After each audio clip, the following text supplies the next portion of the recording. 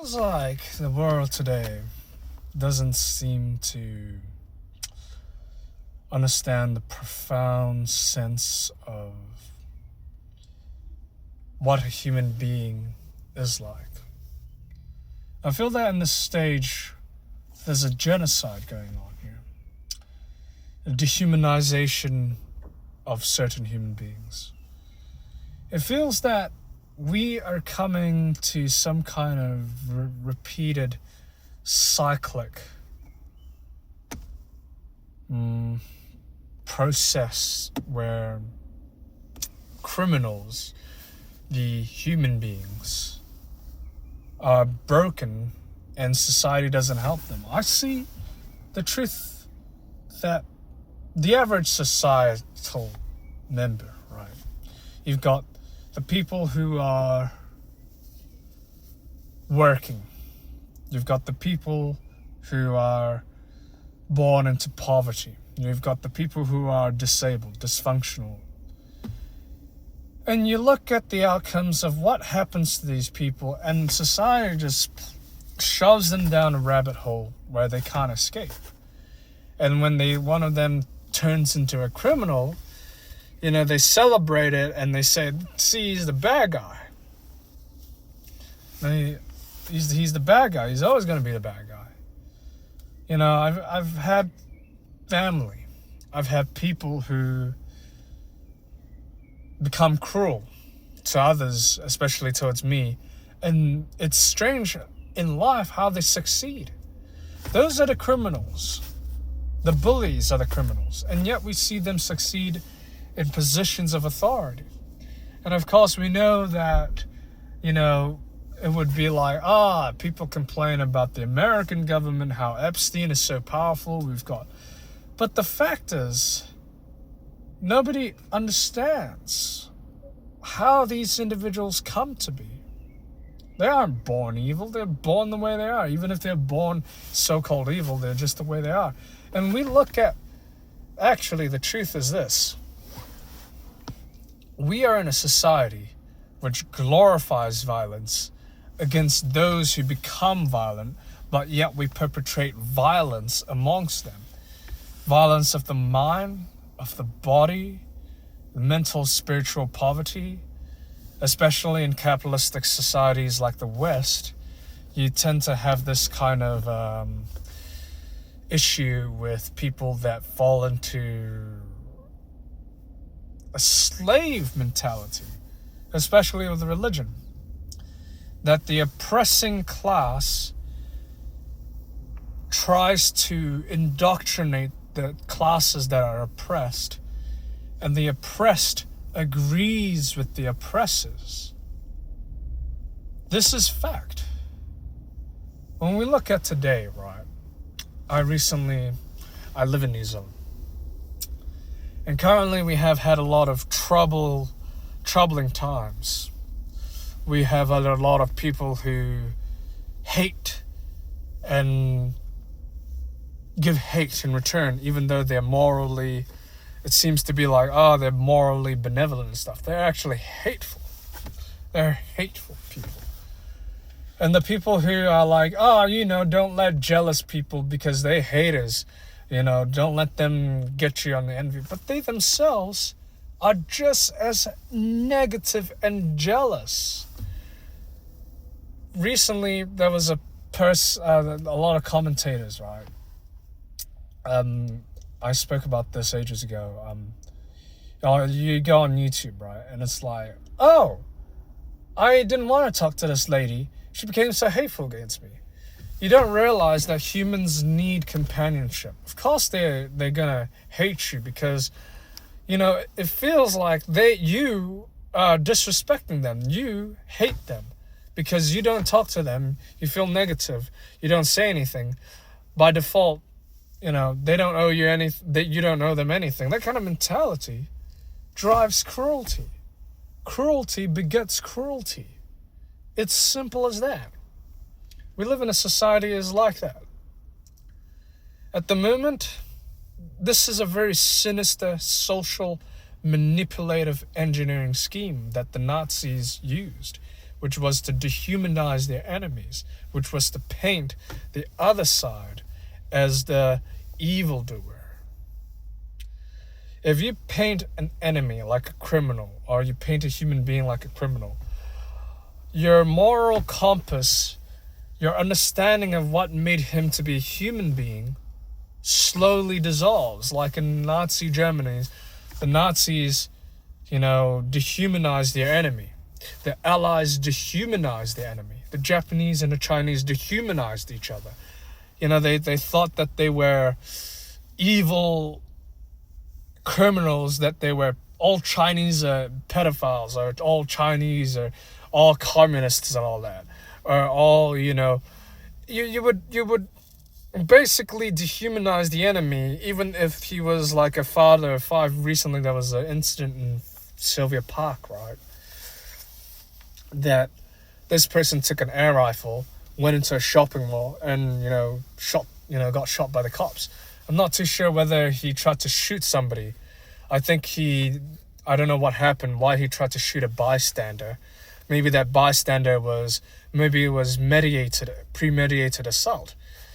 Or maybe it was first-degree murder, or it was second, or it was third. We don't know, but the reasoning is that the problem is once he's shot dead, we don't know what happened. That's the problem. People are defending the police, but we are seeing the makings of a police state, a police nation. It's totalitarian. The totalitarian systems aren't just under dictators or dictator. They are fundamentally driven by an ideology. And so you've got this person who's elected, and whether or not you got red, blue, they basically choose the same leaders. They elect these leaders and they place them into position, but I'm not going to go into politics. I'm going to go into the nature of human psychology, of the way that we dehumanize, we destroy the image of that person, and we think he's no longer human, he's weak. We associate weakness with evil. We associate evil, these things like, he goes into a gun. Who knows what happened in Bondi Beach? You do not realize that there are always motives from people like that. You have an incident that happened like that, and then the government swoops in, bans gun owners, bans everything, and you leave the power, the vacuum of it, into the hands of the law enforcement. The law enforcement of one group is never to be trusted. But of course, even for, people themselves, they can't be trusted. Remember the lynching of Lyndon B. Johnson? That was horrific. Mob justice, vigilante justice never works out. Not because you're excusing us so you can help the criminals. You have no idea what makes a criminal. A criminal is a human being that has been born good, but lived in a dysfunctional family, lived throughout abuse, tried to get out of that abusive behavior, that abusive environment, and has now, came close to success, and then they're kept by their decisions. Nobody was able to help them. Nobody cared about them. And so society is like, this is your fault, this is your problem, and so that pressure builds up in that individual, and then he explodes. Despite all the best that he can do, society has pushed him to a brink of explosion. And when people congratulate that this criminal has been killed, what happens? There's the next person who comes after that. There's then the next, and the next, and people are getting tired, and they finally start to think, we got to take justice into our own hands, and we kill whoever is wronging, and then those who are killing becomes the wrongdoer, and then the wrongdoer himself becomes the criminal, and the criminal gets killed by those of his own kind. This is how society is destroyed. By not understanding the complexities behind what makes a person commit a crime, we ourselves become the criminals. During World War II, after World War II, German women were raped by the mass because they were seen as evil, ugly, filthy, and supporters of the nation that, destroyed them. So they'd wrong with another wrong by the Soviet Union, or even the British. The Americans just did that. The Americans, in fact, raped like these Middle Eastern women because, they wanted to do it, and they bombed the whole village, and everyone was congratulating that they were killing terrorists. When in fact, the people there had nothing to do with the exact situation that happened. At the same time, what happened to the criminals in Western societies, for example? They become criminals themselves. First of all, as a person that is falling into poverty, if you're continuously fighting to get out of poverty and you don't have a way to remove yourself from it, you fall deeper into the abyss. And when one day you finally realize that I've got nothing else, but I got to rob a store because I'm sick and tired. When you've lost your car, when you've lost your phone, when you've lost your parents, when you've lost the support from the social benefits, when you've lost everything, only then you are forced to say to yourself, when you've got even no context, you're driven desperately in insanity. You're driven to think, I gotta fucking rob this store no matter what. Sorry for my language. And then people will blame you, but in fact they don't know what you did. They don't know what you went through. People tell you what they see in this present moment, but they don't see the 15 years through your eyes that you've suffered, you've bled, you've done everything that you could, and now you're on the brink of destruction, self-destruction. And it could take your choice, it could take people's choice to help you out of that hole. And you, whether you decide to agree or not, but your brain may be irreversibly damaged. That's the issue. That's how criminals come to be. If we kept blaming criminals, we wouldn't understand what makes them the way that they are. That's the issue. We cannot afford this. We must not afford this. Otherwise, we're good as gone. Society's lost. Through its own need to serve justice, it has made justice destroyed. It has destroyed justice. It has destroyed true compassion. It has destroyed its own humanity, its own compassion, its own empathy in the name of pursuing to destroy criminality.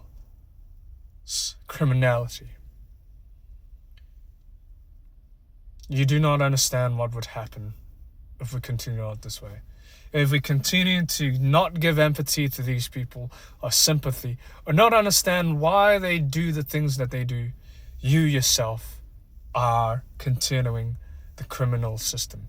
You yourself are becoming the criminal. You yourself are perpetrating the system of abuse, the system where bullies get to live, where bullies succeed in life, where they create these mass shooters. We blame these mass shooters, and we give the bullies the power.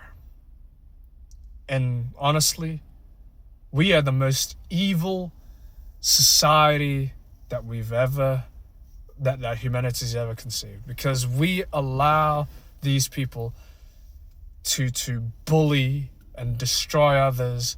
And when they destroyed others, then these people take their own lives, they take other people's lives, and we blame them, and we don't even understand. We don't even understand what they went through. What happened to all these people who took up the gun and shoot others? Is it because of they've had enough? Yeah, they had enough. But we didn't provide them to have not enough, to have more than enough. We just washed our hands like Julius Pilate, and they say, it's not on me. And so this thing has been continuously, we're going to destroy ourselves as a society if we don't do better ourselves. If we continue to dehumanize the enemy, we ourselves will soon become dehumanized by others who will dehumanize us. Unfortunately, I wish there was an answer to this.